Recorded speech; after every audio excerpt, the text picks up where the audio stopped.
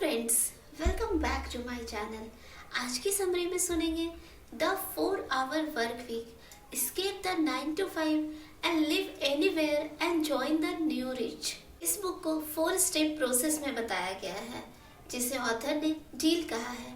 D for definition, E for elimination, A for automation and L for liberation.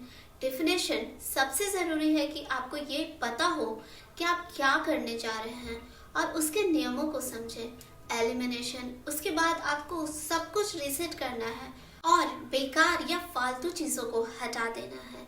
Automation, इसके बाद वक्त है जो भी संभव हो उसे ऑटोमेट करें, यानी कि अपने आप होने वाले काम इसमें आउटसोर्स यानी कि किसी और से करवाने वाला काम भी शामिल हो सकता है। लिबरेशन, आखिर में जो आप करना चाहते हैं उसकी फ्रीडम होनी चाहिए आपके पास। पैसा असलियत में उस आधार पर बढ़ता है कि आप अपने जीवन में कितने W को कंट्रोल करते हैं। what you do it, where you do it and with whom you do it, यानी कि आप क्या करते हैं, कब करते हैं, कहाँ करते हैं और किसके साथ करते हैं। इसमें आपके पास ऑप्शंस है और यही आपकी ताकत है। अगर आप सिंपल स्टेप्स को फॉलो करें तो आप देखेंगे कि कम से कम मेहनत और पैसे से आप बहुत कुछ पा सकते हैं। और टिम बिलीव करते हैं, जो इस बुक के ऑथर हैं, जितनी मेहनत हम आज कर रहे हैं उससे कम मेहनत में हम और भी ज़्यादा पैसे कमा सकते हैं। आइए कुछ नियम देखते हैं। आपका काम इतना मज़ेदार होना चाहिए कि आप बिना रिटायरमेंट लिए काम कर सके। टिम ने यहाँ 10 रूल्स दिए हैं, हमें समझना और दिमाग में रखना है। फर्स्ट, रिटायरमेंट सबसे घटिया इंश्योरेंस है। रिटायरमेंट के लिए प्लानिंग करना आपके प्लान का हिस्सा नहीं होना चाहिए। आइडिया ये है कि आपका काम इतना मज़ेदार होना चाहिए कि आप बिना रिटायरमेंट के काम कर सकें। दूसरा, इंटरेस्ट और एनर्जी एक साइक्लिक प्रोसेस है। अपनी लाइफस्टाइल को बनाए रखने का सबसे बेहतरीन तरीका है अपने काम में से ऑल्टरनेटिव समय पर रेस्ट लेना। जिंदगी में छोटी रिटायरमेंट्स प्लान करें। जब आप काम कर रहे हो तो पूरी ताकत से काम करें, फिर जब आप ब्रेक लें तो खुद को ज़रूर आराम दें। तीसरा, काम का मतलब आलस नहीं है। लोग ऐसा मानते हैं कि कम काम करने का मतलब है लेजी होना, आलसी होना। हमारा सोसाइटी ऐसा मानता है कि कड़ी मेहनत करना और देर तक काम करना ही बेहतर है, जबकि ये सच नहीं है। आप काम करने में भी सफल हो सकते हैं, कम काम करके भी बहुत सफल हो सकते हैं। चौथा, सही वक्त कभी नहीं होता है। ऐसा कभी नहीं होगा कि आपको कोई भी ज़रूरी काम करने के सही वक्त का एहसास हो, चाहे वो नौकरी छोड़ना हो, बच्चे पैदा करना हो या घर बदलना हो। आप सही वक्त के इंतज़ार में इन चीज़ों को साइड नहीं रख सकते हैं, क्योंकि शायद सही वक्त कभी ना आए। नंबर 5, माफ़ी मांगे, इजाज़त नहीं। आगे बढ़ने के लिए आपको अपनी गलतियों से सीखना होगा। दूसरे लोगों को ऐसा कोई अवसर ना दे कि वो आपको मौका देने के लिए मना करे। उस काम को पहले करें, अगर वो ठीक से ना हो पाए तो माफ़ी मांगे। नंबर 6, ताकत पर जोर दें, कमजोरियों को ठीक ना करें। ताकत ज़्यादा शक्तिशाली है, इसका कमजोरी के मुकाबले आपकी ज़िंदगी पर ज़्यादा असर पड़ता है। अपनी हर छोटी कमजोरी को ठीक करने की कोशिश ना करें, अपनी ताकत को बढ़ाएं। एक कमजोरी को सुधारने से सिर्फ नॉर्मलिटी आएगी, जबकि ताकत को बेहतर बनाना महानता आ सकती है। नंबर 7, कोई भी चीज़ हद से ज़्यादा होने पर उल्टा असर करती है। जैसे कि किसी चीज़ को बेहद अच्छा होना, याद रहे, आखिरी में वो बोझ बन जाती है। नंबर 8, सिर्फ पैसा होना ही हल नहीं है। जैसे कि हमने अभी बताया, बहुत ज़्यादा पैसा भी परेशानी बन सकता है। हमेशा पैसा ही हर चीज़ का जवाब नहीं होता है। नंबर 9, रिलेटिव इनकम ज़्यादा ज़रूरी है एब्सोल्यूट इनकम से। रिलेटिव इनकम 2 चीज़ों का इस्तेमाल करती है, रुपए और समय और ज़्यादा घंटे। नंबर 10, परेशानी बुरी चीज़ है, हमेशा सिर्फ आपको कमज़ोर और कम आत्मविश्वासी बनाती है। जो कोई आपकी बुराई करता है या आपको गाली देता है, वही आपका परेशानी का कारण है। ऐसे लोगों को ढूंढें जो पॉजिटिव रोल मॉडल है, जो आपको पुश करे और आगे बढ़ने में मदद करे। डर, खुद से पूछिए कि अगर आपको आज ही नौकरी से निकाल दिया जाए तो यहाँ से आप अपने खर्चे कैसे चलाएंगे। ज़्यादातर लोग डर के नाम से बचते हैं। वो ऐसा बर्ताव करते हैं जैसे ऐसा कुछ है ही नहीं। वो डर को नाकाम करते हैं और पॉजिटिव बने रहते हैं। राइटर ऐसे इंसान का एग्जाम्पल शेयर करते हैं जो खुश नहीं है फिर भी जॉब छोड़ने से डरते हैं। ऐसे लोग अपनी नाखुशी को नकारते रहते हैं और उम्मीद करते हैं कि वक्त के साथ उनका काम बेहतर होगा या उनकी इनकम बढ़ जाएगी। डर बहुत तरीकों से आता है और अक्सर हम इस शब्द का नाम भी नहीं लेते हैं। डर अपने आप में ही डरावना है। टिम जो राइटर है यहाँ पर अपने डर को मिटाने के लिए, खुद को आगे बढ़ाने के लिए कुछ कदम बढ़ाने को कहते हैं। अपनी बुरी सिचुएशन में सपने का सामना करें, बताएं वो असल में कैसा है, जाने कि सबसे बेकार चीज़ क्या होती है, पहचानें कि आप इससे खराब सिचुएशन को ठीक करने के लिए क्या कर सकते हैं। जो भी आप करने के बारे में सोच रहे हैं उनके टेम्पररी और परमानेंट फायदे क्या हो सकते हैं। खुद से पूछिए कि अगर आपको आज ही नौकरी से निकाल दिया जाए तो यहाँ से आप अपने खर्चे कैसे चलाएंगे। उन चीज़ों को समझे जिन्हें कारण आप डर की वजह से बच रहे हैं। इन चीज़ों से बचने से क्या आपको कोई फ़ायदा हो रहा है, चाहे वो कैसा भी हो, फाइनेंशियल, इमोशनल या फिजिकल। आप किसका इंतज़ार कर रहे हैं। राइटर ने गोल सेटिंग से हटकर एक कॉन्सेप्ट का इस्तेमाल किया है, ड्रीम लाइनिंग। ये बिल्कुल वैसा ही है जैसा ये सुनाई देता है। आपके सभी सपनों को सोचना है और उनको पूरा करना है। ड्रीम लाइनिंग गोल सेटिंग से 3 इम्पॉर्टेंट तरीके से अलग है। गोल्स सिर्फ एक इच्छा से बदलकर चुने हुए कदम बन जाते हैं। गोल्स को असरदार होने के लिए अनरियलिस्टिक होना चाहिए।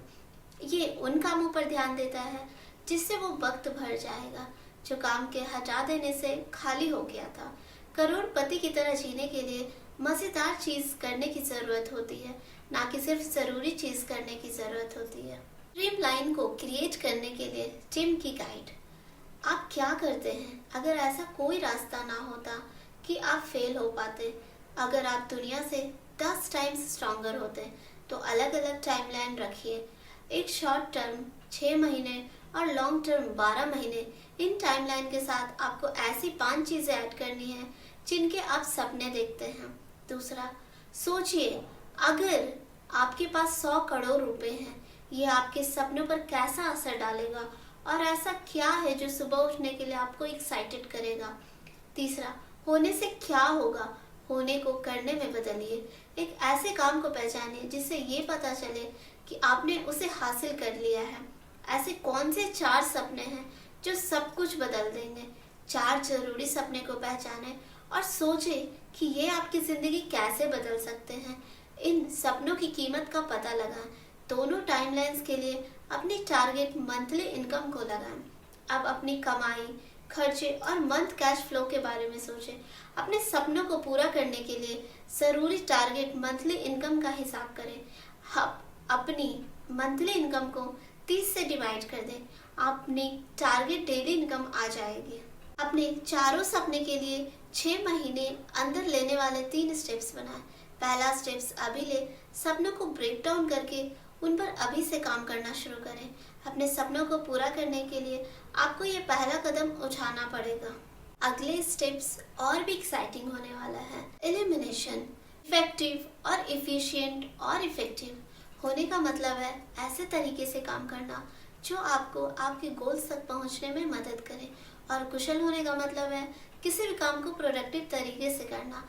दिक्कत ये है कि अक्सर इफेक्टिव होना आम बात है, पर यह समझना ज़रूरी है कि किसी ऐसे काम को अच्छे से करना जो ज़रूरी नहीं है, उससे वो ज़रूरी नहीं हो जाता है। इसी तरह किसी काम पर बहुत सा वक्त खर्च करने से वो भी ज़रूरी नहीं बन जाता है। 2 कानून जिन्हें ध्यान रखना है। 80% का आउटपुट का रिजल्ट 20% इनपुट से आता है। 80% रिजल्ट 20% रिजल्ट्स में आते हैं। रिजल्ट का 80% एफर्ट और टाइम के 20% में से आता है। कंपनी प्रॉफिट का 80% प्रोडक्ट और कस्टमर्स के 20% में से आता है। काम के समय को लिमिट करने के लिए ज़रूरी कामों में अपने आप को लिमिट करें। आप इन 2 तरीकों में से प्रोडक्टिविटी बढ़ा सकते हैं। और कमाल की यह बात है कि दोनों टेक्निकली एक दूसरे से अपोजिट है। 80/20 रूल कहता है कि काम के समय को लिमिट करने के लिए ज़रूरी कामों में अपने आप को लिमिट करें। पार्किंसन लॉ कहता है कि ज़रूरी कामों को करने के लिए काम के टाइम को कम कर दें। सबसे अच्छा तरीका है इन दोनों को एक साथ इस्तेमाल करना और उसको करने का सबसे बेहतरीन तरीका है कुछ कामों को पहचानना जो ज़रूरी भी हो और आपकी इनकम में कंट्रीब्यूट करे। इन कामों को क्लियर डेडलाइंस के साथ शेड्यूल करें और उनको बहुत टाइम ना दें। खुद से ये सवाल पूछें, अगर आपको दिल का दौरा आया तो आपको दिन में 2 घंटे काम करना पड़े तो आप क्या करेंगे? क्या होगा अगर आपको एक और दिल का दौरा पड़े और आपको हफ्ते में 2 घंटे काम करना पड़े तो आप क्या करेंगे? अगर आपके सर में पर बंदूक तनी हो और आपको 4/5 काम बहुत वक्त लगने वाले बंद करने पड़े तो आप कौन से काम को रोक दोगे? ऐसी कौन सी टॉप 3 काम हैं जिनको करके मैं खुद को प्रोडक्टिव महसूस करता हूँ? कौन से 20% लोग हैं जो आपके 80% इंजॉयमेंट को बनाते हैं और आपको आगे बढ़ाते हैं? और कौन से ऐसे 20% लोग हैं जो आपके 80% गुस्से और डिप्रेशन का कारण है? अगर मैं दिन भर में सिर्फ यही तय कर पाया तो क्या मैं अपने दिन से संतुष्ट हूँ? क्या आप जरूरी काम से बचने के लिए नई चीजों को खोज रहे हैं? Remain ignorant. हम सब ने यह सुना होगा, नजरअंदाज करना ही अच्छा है। राइटर मानते हैं कि इग्नोर करना प्रैक्टिकल भी हो सकता है। ये जरूरी है कि आप नजरअंदाज करना सीखें उस सभी जानकारी या रुकावटों को जो जरूरी नहीं है, जिसका कुछ नहीं किया जा सकता। इंटरप्शन, रुकावटें जो अक्सर किसी भी काम की शुरुआत से खत्म होने तक आती रहती है। टाइम वेस्टर में आती है meetings, phone calls, internet surfing, emails और डिस्कशन। इन्हें इग्नोर ना किया जा सके तो आपको इन टाइम वेस्टर से जितना हो सके बचना है। ईमेल शायद किसी भी काम करने की वजह की सबसे ज़रूरी रुकावट है। अपने भेजने और पढ़ने वाले ईमेल्स को कम कीजिए। ध्यान रहे कि आपकी ईमेल्स की साउंड और नोटिफिकेशन ऑफ हो। कोशिश करें कि अपने ईमेल्स दिन में सिर्फ 2 बार चेक करें, एक बार 12 बजे से पहले, फिर 4 बजे के आसपास। इस वक्त तक आपकी भेजी गई ज़्यादातर मेल्स के रिप्लाई आ चुके होंगे। जो भी कॉल आप रिसीव करते हो उनको देखिए। आपको सभी का जवाब देना ज़रूरी नहीं है और खुद की जाने वाली कॉल्स को भी कम करें। अगर हो सके तो आपके 2 फ़ोन नंबर्स होने चाहिए, एक आपकी ऑफिस के लिए और एक आपके पर्सनल के लिए, जो कि अर्जेंट कॉल्स भी आप रिसीव कर सकें। ज़्यादातर इश्यूज और वर्क रिलेटेड काम की बातें अर्जेंट नहीं होती हैं। अपने कलीग्स, क्लाइंट से कम्युनिकेशन के लिए इस ऑर्डर को फॉलो करें। पहले ईमेल करें, फिर कॉल करें, आखिर में पर्सनली जाकर बात करें। अगर आपको वॉइस मेल भेजे तो उसका ईमेल लिखकर रिप्लाई करें। इसे लोग अब तक पहुंचने का बेस्ट तरीका जान जाएंगे। मीटिंग पहले से आई प्रॉब्लम्स के सॉल्यूशन ढूंढने के लिए होनी चाहिए, ना कि प्रॉब्लम्स का पता लगाने के लिए। अगर आप मीटिंग्स या कॉल को होने से नहीं रोक सकते तो उसके शुरू और ख़त्म होने का टाइम फिक्स कर लें। ध्यान रहे आप सिर्फ डिसाइडेड टॉपिक को डिस्कस करें, इधर उधर ना भटके। टाइम कंज्यूमर दूसरी आम रुकावटों में से एक है। ये वो काम है जो रिपीटली होते रहते हैं। इनको रोज़ाना करना भी ज़रूरी है। ये छोटे 2 काम होते हैं, जैसे मेल्स पढ़ना, उनका रिप्लाई करना, फ़ोन पे बात करना, फाइनेंस और सेल्स टीम को रिपोर्ट करना, personal task, regular manual updates, कुछ भी ऐसे काम जो लगभग रोज़ रिपीट मोड में होता है। जब भी कोई काम मेंटली रोका जाता है तो उसे दोबारा शुरू करने में 45 मिनट तक का टाइम लग जाता है। स्टेटस बताते हैं कि आपके 9 to 5 के दिन में से 28% इन्हीं रुकावटों से भरा हुआ है। इन टाइम वेस्टर से लड़ने का सबसे आसान तरीका है, आप इंतज़ार करें जब तक वो काम ज़्यादा क्वांटिटी में ना हो जाए। जैसे कि जब तक आपके पास बहुत से मेल्स पढ़ने और रिप्लाई करने के लिए ना आ जाए या बहुत से कॉल करने के लिए ना हो। इस तरीका का बैचिंग बोलते हैं और ये एक बेहतर तरीका है ज़्यादा ज़रूरी कामों में रुकावट आने से बचने के लिए। अब हम स्टेप 3 की तरफ चलेंगे, ऑटोमेशन। जब सही टाइम आ जाए तो आपके लिए एक पर्सनल असिस्टेंट रखें। इसका मतलब है कि आप अपना कुछ काम उसको दे सकते हैं।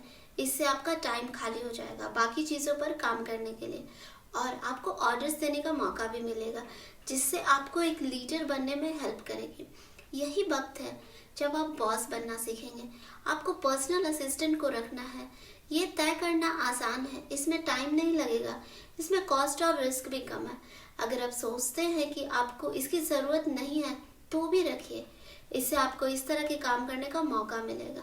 एक सवाल है, ज़्यादातर लोग खुद से पूछते हैं, अगर मैं इस काम को असिस्टेंट से बेहतर कर सकता हूँ तो मैं उसे पे क्यों करूँ? ये पैसे के लिए नहीं है, अपने टाइम को फ्री करने के लिए है, क्रिएटिव और इनोवेटिव बनने की फ्रीडम के लिए है, ना कि दिन दुनिया के रोज कामों में फंसे रहने के लिए। आपको कुछ भी ऐसा नहीं करना चाहिए जो पूरी तरह खत्म किया जा सकता है, और अगर खुद किया जा सके जो उसे पास ऑन ना करे। ये बाकी लोगों का टाइम वेस्ट करने के बारे में नहीं है, उनका टाइम भी उतना ही कीमती है जितना कि आपका। 4th स्टेप्स में राइटर ने बताया है लिबरेशन के बारे में। अब जाओ अपना जीवन जियो। टिम ने के 5 स्टेप्स को फॉलो करके हम रिमोट वर्क को इम्प्लीमेंट कर सकते हैं। Increase investment. कोशिश करें कि कंपनी आपके लिए किसी ट्रेनिंग में पैसा लगाए ताकि आपको खोने की कीमत ज़्यादा हो। ऑफ साइड आउटपुट को बढ़ाएं। जब बीमार हो तो घर से काम करें और दिन को सुपर प्रोडक्टिव बनाएं। तीसरा, कैलकुलेटेड बिजनेस प्रॉफिट बनाएं। अपने रिजल्ट्स तैयार कीजिए ताकि आप यह शो कर सकें कि घर से काम करने पर आपको कितना फ़ायदा हुआ है। चौथा, एक रिवोकेबल हटा सकने वाला ट्रायल पीरियड सामने रखें। हफ्ते में 1 दिन से शुरू करें। 5वां, अपने खुद के करने वाले वक्त को बढ़ाएं। धीरे धीरे हफ्ते में ज़्यादा दिनों तक घर पर काम करें ताकि आखिरी में फुल टाइम रिमोट वर्क कर सके। 13, नई अमीर लोगों की गलतियां। पहला, सपनों से नजर हट जाना और काम के लिए काम करने में लग जाना। दूसरा, समय बिताने के लिए माइक्रो मैनेजिंग और ईमेल करना। तीसरा, उन प्रॉब्लम्स को हैंडल करना जो आउटसोर्स या कोवर्कर्स हैंडल कर सकते हैं। चौथा, आउटसोर्स या कोवर्कर्स की एक ही समस्या के लिए हद से ज़्यादा मदद करना। 5वां, कस्टमर का पीछा करना, खासकर कि अनक्वालिफाइड या इंटरनेशनल लोगों को। जब आपके पास अपने नॉन फाइनेंशियल चीज़ों को फाइनेंस करने के लिए कैश फ्लो पहले से ही है। 6ठा, ऐसे मेल्स को रिप्लाई करना जिससे सेल्स नहीं होगा या जिसका जवाब अक्सर पूछे जाने वाले प्रश्नों में ऑटो रिस्पॉन्डर से दिया जाता है। 7वां, वहाँ काम करना जहाँ आप रहते हैं या सोते या आराम करते हैं। 8वां, अपने बिजनेस और पर्सनल लाइफ में 80/20 रूल्स फॉलो ना करना। 9वां, पर्सनल और बिजनेस लाइफ एंडलेस हो सकता है, परफेक्शन पाने की कोशिश करना। 10वां, छोटी प्रॉब्लम्स को बड़ा बना देना, काम से बचने के बहाने के लिए। 11th, सिंपल इश्यूज को अर्जेंट बना देना ताकि काम जस्टिफाई हो सके। 12th, एक ही प्रोडक्ट या जॉब या प्रोजेक्ट को सब कुछ मान लेना। 1, जिंदगी के सोशल रिवॉर्ड्स को इग्नोर करना। Thank you so much for listening this book summary. अगर इसी तरह की समरी सुनना चाहते हैं तो मेरे चैनल को सब्सक्राइब कीजिए।